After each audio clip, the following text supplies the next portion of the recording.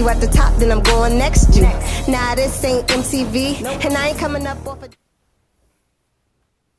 What up, EDS Squad? It is your boy, and I am back with a new thing. I'm going to be doing reviews. I'm so excited to be doing this series today. I am going to be doing Pose Season 2, Episode 1, titled Act Up. Before we get into this, please like this video, comment down below, hit that share button. If you are new to this channel, don't forget to hit that subscribe button if you like what you've seen. If you already like what you see, okay, hit that subscribe button. We're on the road to 1K subscribers. Shout out to my squad members. Shout out to my upper elites, aka my notification squad. I live for each and every last one of you. But without further ado, let's get into this review.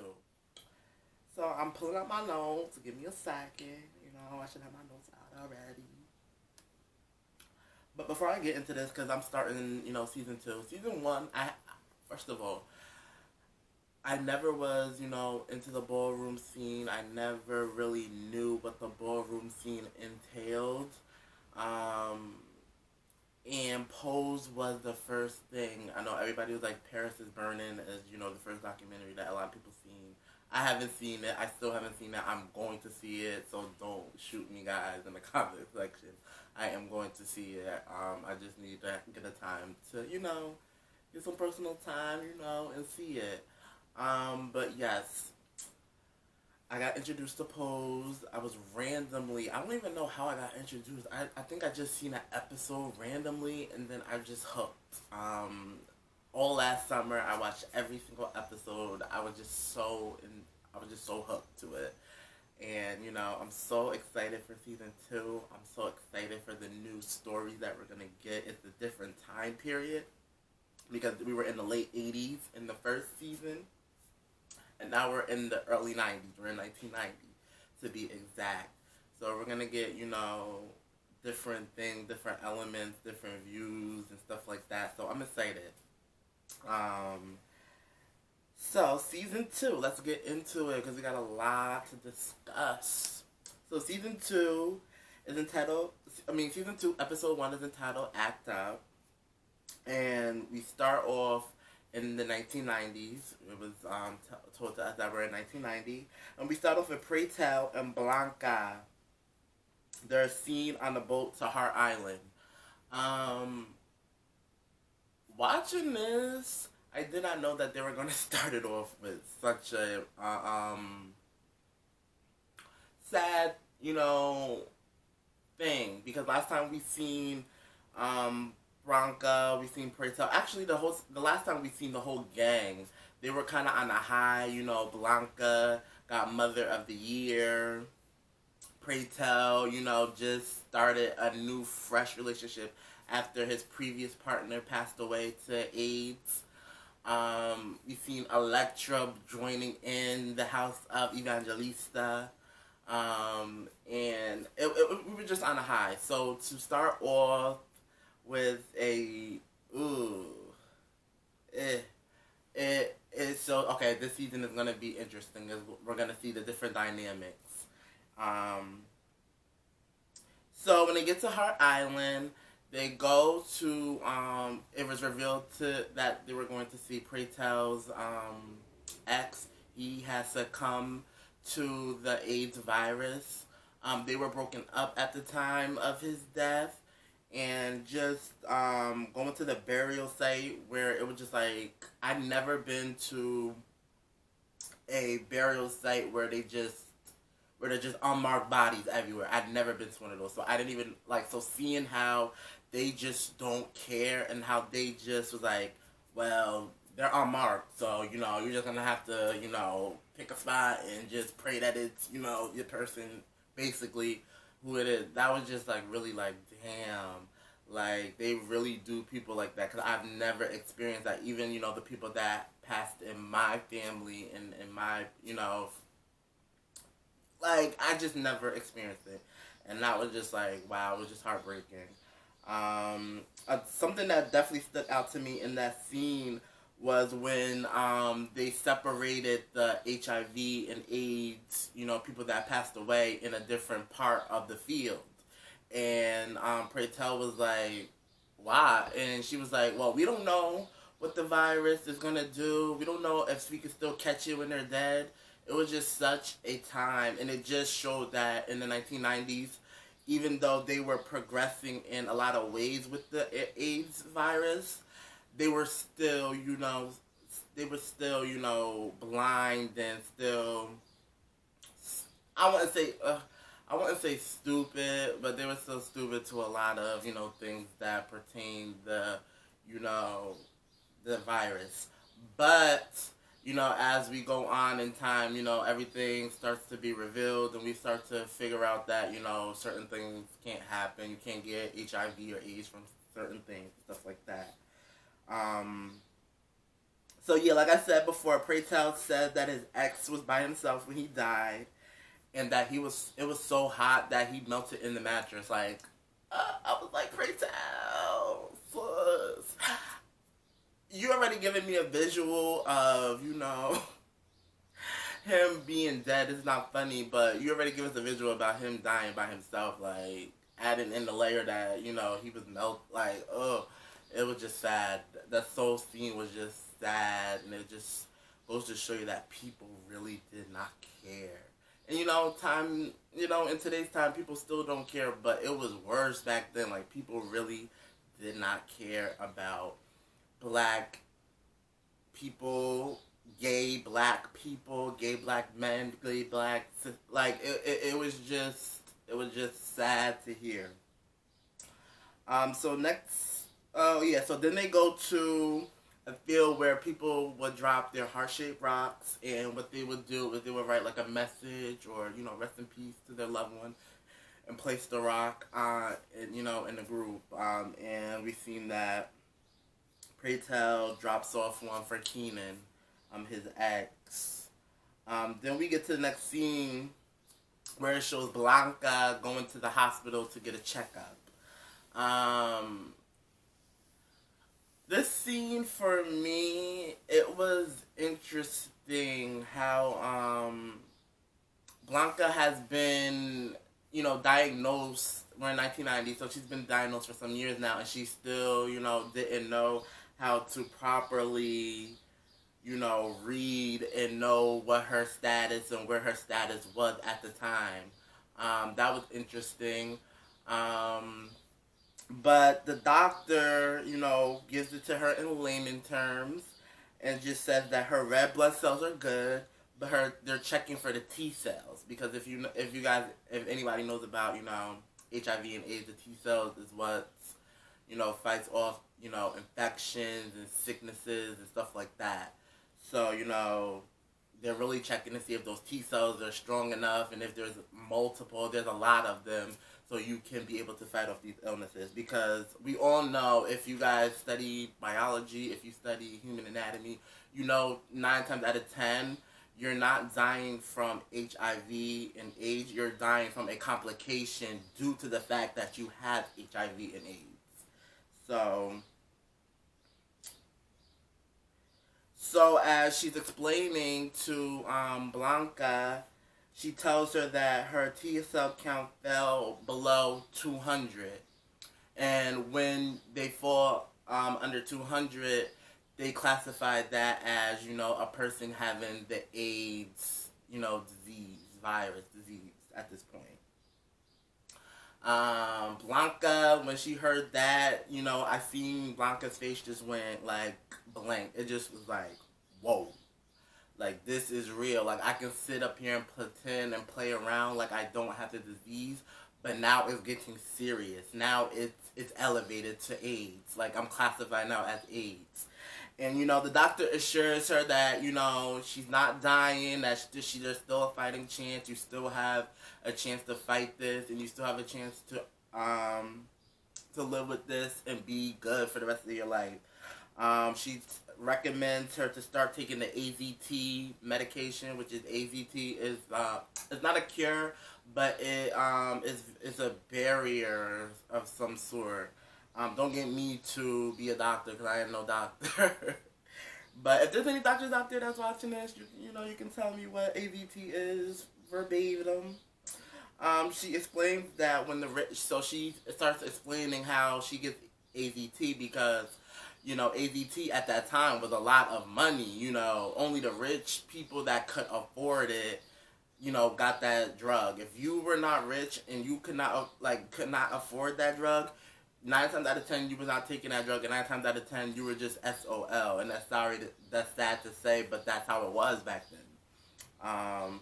So she explains that when the rich gay people or the rich people that, caught the disease and they were about to die, they would go, say their, goodbyes, pay their respects, and then the doctors would take the drugs. Sometimes, she said most of the time it would be antibiotics.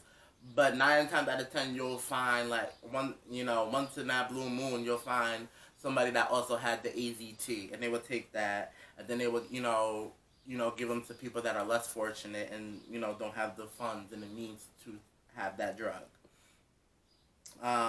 Blanca then says that, one of her friends, who has the disease, started taking AZT, and they immediately started getting sick and stuff like that. So she's very scared that when she starts taking this drug, that it might, activate, the complications for the AIDS and HIV. But the doctor was like, you can sit, like, in all of that conversation, I see Blanca being not defensive. She was very, she basically wanted to prove to the doctor and prove to herself that, I'm good in taking these drugs. I'm not going to be good, so I might as well just, stick to the status quo. And the doctor had to basically say, no, Blanca, like, if you do not, be real and live in reality, this disease will kill you in 6 months. And then, that's when Blanca started, talking about how, she when she looks at her future, she doesn't even see herself in it. She sees her kids. She sees, her family, her house, succeeding. And she says she needs to be there for them. She still has life lessons. She still has things to teach, them. She still has, things to, teach them, like I said. So then we end that scene, and we go to the next scene where we see Poppy and Angel doing an impromptu photo shoot as Blanca looks in. That was just so cute.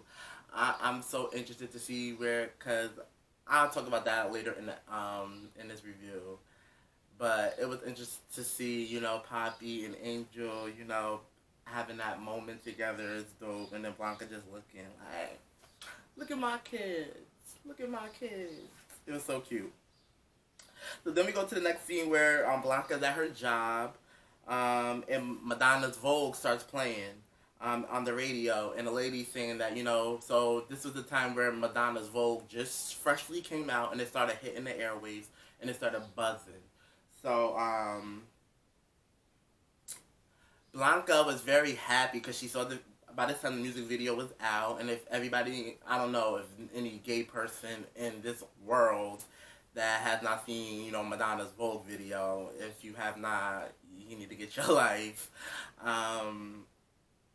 But she was very happy that Madonna is, giving reference to the LGBTQ community, especially the ballroom community, because they're very known for voguing and doing the Vogue style. I don't know how to Vogue, so don't get me. So then we go to the ball where Blanca, Candy, and Lulu Ferocity and Electra Abundance Evangelista. I'm gonna be petty like that this whole review for this whole season, so just bear with me with that. They're all there, and Blanca explains that Madonna's latest hit can mainstream the ballroom community and the LGBT community at whole. And Candy and Lulu, they're like, nah, they're not with it. They're like, no, she's just another cultural vulture that's profiting off of the shit that we started, the shit that we made, and the shit that we have cultivated. Then we pan into seeing Angel Evangelista walking the runway. She looked so amazing. Like her looks this season, yeah, I'm living for it. Cause y'all know, if y'all don't know me, I live for the '90s. I love the '90s theme. I love the '90s wear. I love everything about the '90s. So I'm really weird. So y'all gonna see me gagging with these fashions and stuff like that. But yeah. So Blanca said that Madonna, when Madonna comes to the community, when she comes, because she thinks she's gonna come into the community and give back and do this, that, and the third, and make the community really mainstream. And when she does, the evangelistas will be ready. And we all know Angel takes home the trophy. She won that category. And then we shoot over to the next scene where Angel is seen at the pier. I thought after, that whole situation with her and that businessman, that she was going to stay clear from, doing that line of work because it didn't work out the last time. But we see that she still was doing it. And she sees a car, of course, and she walks up to it, and to her surprise, it's Blanca. And Blanca was not with it. Blanca was like, I thought we stopped this. I thought this was over. I thought this was cut it. And Angel was like, well, I'm not working no 9 to 5. I'm my own boss. I'm this job. I can get the money I need and the money I want. I can do any type of hours I want to do. I'm my own boss. So this is what I'm going to do. And, Blanca tells her to get into the taxi, and they're driving, and Blanca reveals to her that she saw this ad for this modeling competition, and she, wants Angel to be a part of it. I love this season. I'm going to say this time and time again. I love that Blanca I love her tenacity, and I love her dedication for making sure her kids are good. And not only good, but names that, people will always hear and they will always ring. It's so dope. But of course, Angel hesitates at first. But, Blanca assures her that she has the look and she can do this and she can win this competition. And again, we see this throughout the whole episode that Blanca and this Madonna Vogue song become, hand in hand. She again mentions is that, this song will become mainstream and we will become accepted into society. Which I love that about Blanca, even though it's very foolish to say that, but I love that Blanca wants to see the good in everybody. She wants to see the good in people, even the people that hate us and talk about us and disrespect us and kill us each and every day. She still sees that good, that one day these people can turn around. One day these people can change their opinions about us. And that's just, I love that about her. So the next scene we go into is Candy and Lulu. They're seen in a black attire with their little black hats, shading and reading people. Shit that they do best, and Pray Tell wasn't with it. Pray Tell is tired of it. One thing I have to say is since we saw Pray Tell from the beginning of the show to this point in the episode, Pray Tell has been very gloomy, he's just down and out. He's just tired of the people dying. He's tired of going to funerals. He's tired of people dying each and every day from the disease. So he was not with the bullshit that Candy and Lulu was given. And he was like, I wrote what he said. He said, you are some hard-hearted hoes. Show some damn respect. Got them two together, and they got up and they paid respect. Because they was going off saying that these dudes in here is just whores. And they looking for their next, their next. They were just terrible. Them two is terrible, but I live for them at the same time. They're terrible. So the doctor lady comes in. I don't know her name. If anybody knows her name, I should have looked her up before I did this review. But if anybody knows her name, put it in the comment section, and I'll start calling her by her name on the show. But the doctor lady shows up and takes No, she shows up. I'm going a little bit too fast. She comes in and she meets Pray Tell, and she mentions that this was her 452nd funeral or memorial service. That is bananas. I can't even I don't even think I even hit 100. And I'm 26, about to be 27 years old. 452 funerals? Nutty. And then she says, Pray Tell. No, then Pray Tell says that he has attended 210 so far. It was just so sad because they went up to the body and you can immediately tell that this dude, he was young. He had to be no more than, had to be around the 18 to 25 age. He was no older than 25. He couldn't be. It was just sad. And Pray Tell, says that he can't take it no more. He can't take these deaths no more. And, he after the funeral, he wanted to go get a drink. The doctor lady's like, nah, I'm going to take you somewhere else. So she takes Pray Tell to this underground protest. At first, Pray Tell wasn't with it because he was like, nah, I'm not with the white gays and the, nah, I'm not with it because segregated. And it's sad that, back then and even, sometime now, that community is segregated in a lot of ways. But we'll get into that another day. Pray Tell was hesitant at first, but he opens up. The group is called Act Up. That was, the title of the episode. So, the group is Act Up. The doctor lady's girlfriend, Wanda, I love her. I don't know who she, like, Wanda, sus, I live for you. You was not with the shit. He was like, I don't got time for all this bullshit. I got to be protesting. They doing some fuck shit out here. I'll feel you, sis. So they've been fundraising. They made a lot of money. Like I think she was like 650,000 or something like that. Correct me if I'm wrong, but it was a lot of money.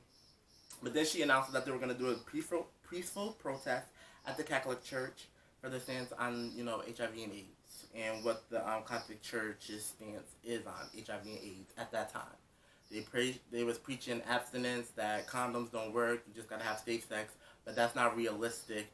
In society, people are going to have sex, and if you're telling them not to wear condoms and that condoms don't work, they're going to have unprotected sex, and that was spreading, that could be, liable to spreading diseases around.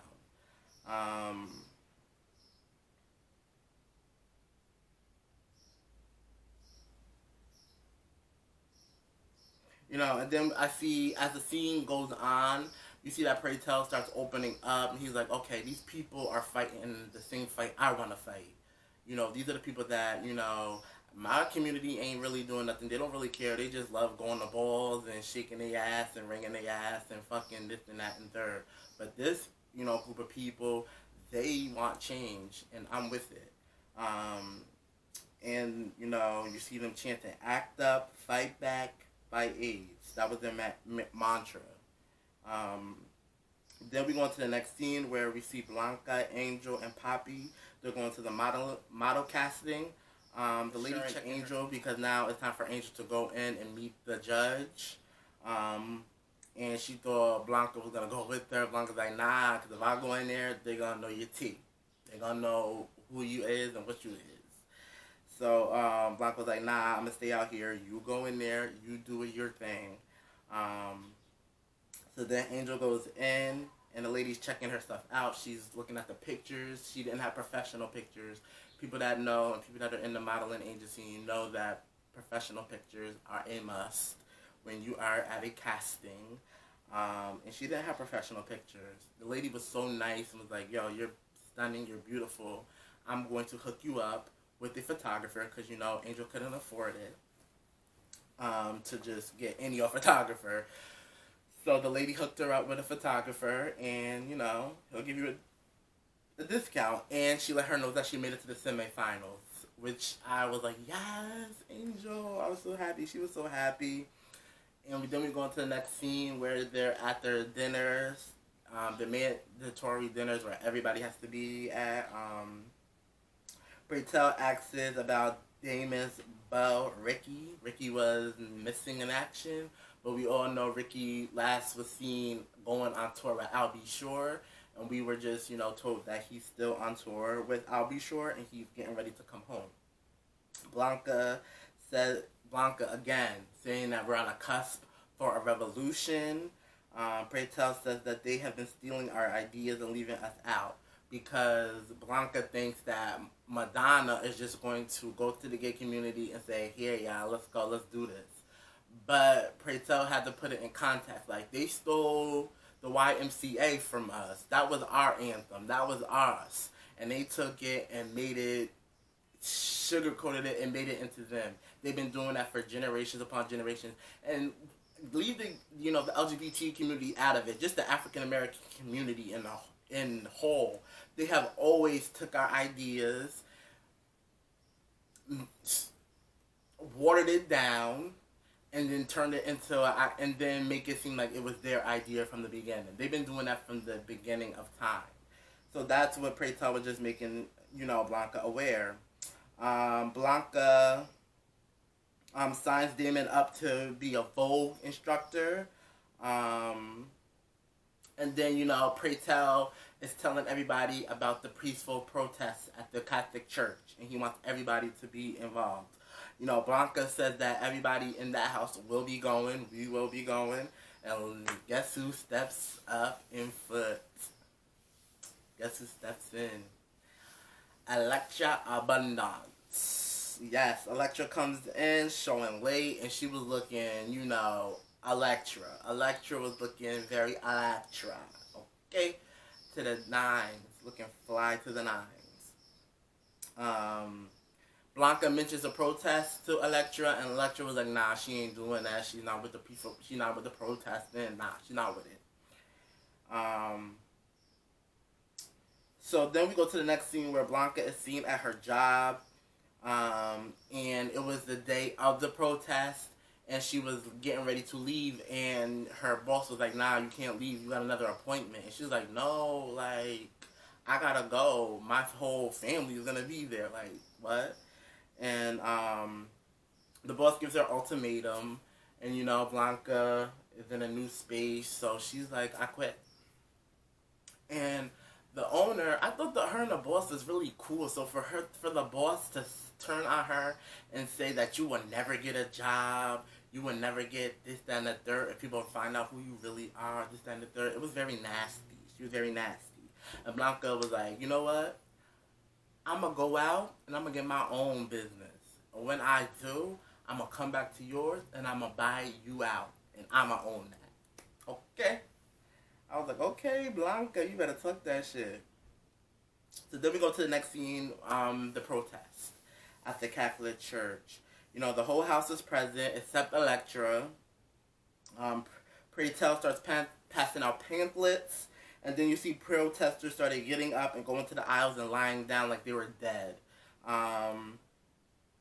Then the cardinal starts telling the parishioners to start praying, because he's like, oh, shit going last. Let's start praying.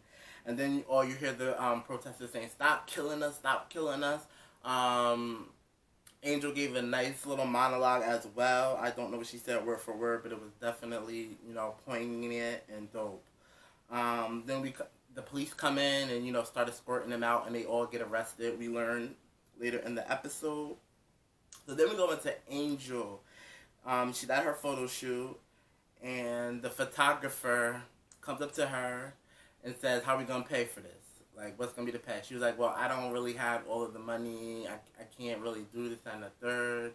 Like, can we make out a deal? And he was like, oh, I know where you're from. You're from the Piers. Once he said that, I knew he was up to no good. I was like, the Piers? What you doing at the Piers, nigga? What you doing at the Piers? So then, she was like, nah, you must be mistaken. You must be got me with somebody else. Trying to, establish a new era of being Angel Evangelista. She wanted to let that go.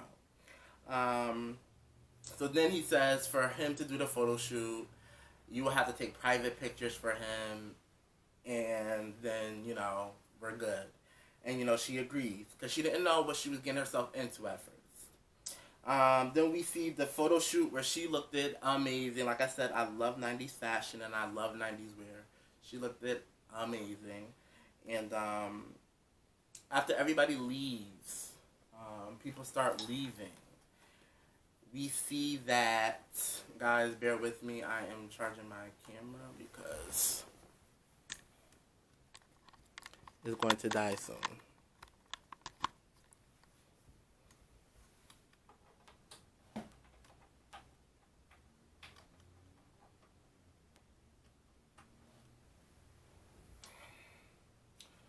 So then we see, okay.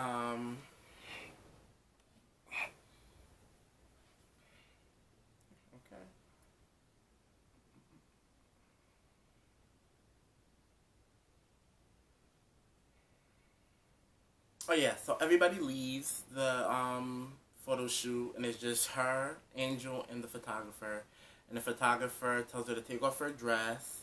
And when you seen her taking off her dress, you know she was very scared. She was very nervous, and she did not want to do it at all. And then the kicker was when he told her to remove her underwear. That's when I seen the humiliation in her. She was very humiliated that she had to lower herself and do this just to, you know, get a foot in her career. He said some disgusting things. I don't even want to repeat them. He was just revolting. And then we go into the next scene with the ballroom. And the category was runway. And Candy and Lulu Ferocity, I think sometimes I feel like they want to go to that ball and get dragged by Pray Tell. Because sis, I don't know why they thought those dresses were cute, A. And B, I don't know why they thought those dresses that people were not going to chop them shits. Like, instant chop. It was funny because Pray Tell calls them peasant slut realness. They were serving peasant slut realness. And, you know, of course, Candy gets mad every time Pray Tell reads her. And her scores was 7768. Girl, get your lives. Chop, chop. Then coming up next was Electra Abundant Evangelista. You know, she looked very good. I loved it, the Maria Antoinette. It was so dope. Shout out to their design team. They are amazing. Pray Tell was not happy with Electra because for someone being a legend in this community and for her not to be at that peaceful protest, it was definitely a slap in the face. Pray Tell reads her for not showing up at the protest. And Electra was like, she did not want to be there with a bunch of, you know, F-bombs screaming in the wind. I was like, really, Electra? That's all you hang out with is, you know, those F-bombs you speak of. So, watch how you speak, sis, about us, okay? And then Pray Tell, you know, tells us that him and 111 people went to jail.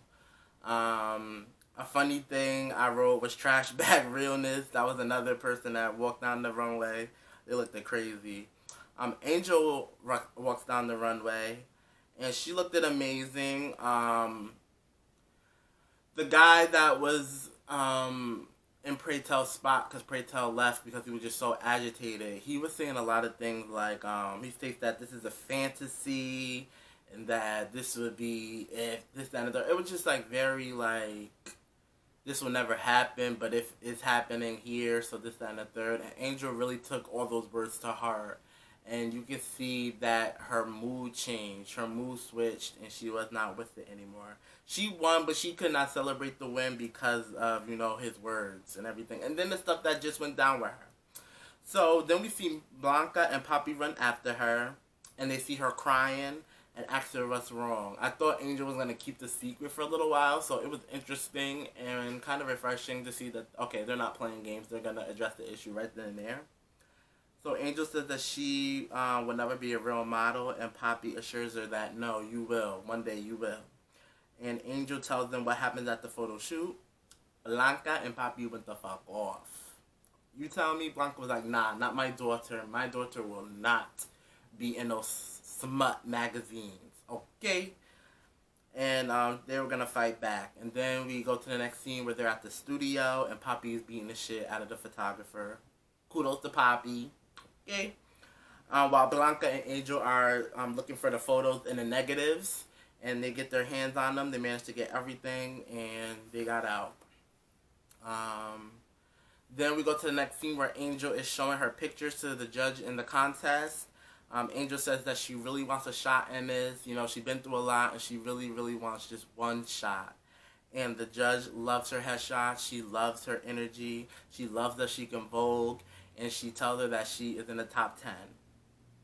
Then we go to the next scene where Blanca is in the bathroom scrubbing the floor like nobody's business. And then Angel sneaks up on her. Blanca says that she wants her house and kids to be immortal, but she doubts that her dreams aren't in reach, you know.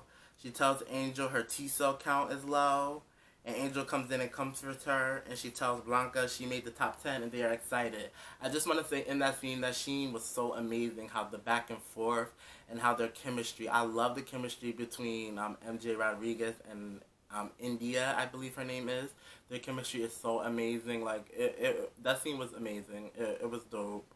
And shout out to them, most definitely. And then we go into the second dinner. And Prey tells, you know, because, you know, the good news was that, you know, Angel's in the top 10. And Prey tells us, like, okay, get ready for Milan. Get ready for Paris. Get ready for New York Fashion Week. You gonna get all of that, sis. And he praises Blanca for being an encouraging mother and a mother that, you know, is always fighting and, you know, wants the best for her children, which I love that about Blanca yet again. And then who walks in? Electra Abundance Evangelista. She reads Blanca's cooking skills. She just had a disgusting attitude. It was just like, ugh. And Blanca was like, her attitude, and she's over with the attitude. Like, it gets tired after a while. And she also, you know, brings up that she didn't pay rent this month. And that it's so funny how you did not do that, but the clothes that's on your back is, like, crazy expensive. You got minks and pearls and all that good stuff. And Blanca wants to know where the money's coming from. And Electra's like, bitch, I don't owe you an explanation for anything, sis. And she flips the table and quits the house. So, you know, she leaves. And when that happens, war time again. Part 2, World War II. Electra versus Blanca. And then we go and we see that Electra is going to Lulu and Candy Ferocity's apartment, and she joins their house. We're gonna see where that leads us in the episodes to come. And then the last scene, we're at the ball again, and Prey pays homage to Paris Dupree and the voguing that started the ballroom scene. And then we've seen a beautiful number of, you know, the men and women there voguing. It was so dope. And then the last scene was Blanca telling Damon that everything is starting to change. She's been saying that since the beginning of the episode, and she ended the episode with that same sentiment, that this voguing, this new style, we're on the cutting edge. And it ended with, it says silence equals death, which is so true. If you stay silent, you know, a lot of bad things and negative things can happen. So with that being said, I hope you liked this review. I'm going to be doing more. Episode 2 I'm going to have next week, of course. And I thank you guys for checking it out. And with me ending this, I'm going to say like this video, comment down below. Don't forget to hit that share button, that subscribe button. We're on the road to 4K. Shout out to my squad members. Shout out to my upper elites, aka my notification squad. I live for each and every last one of you guys. I love each and every last one of you guys. And thank you from the bottom of my heart for checking it out. Until the next time. Peace. And if real is the issue, then they all artificial. And I can never dish you, but I will dismiss you straight to your face. Nah, I ain't got no manners, and these bros ain't got no standards. That's why he can't stand you. Always got your hand out for a handout, can't stand on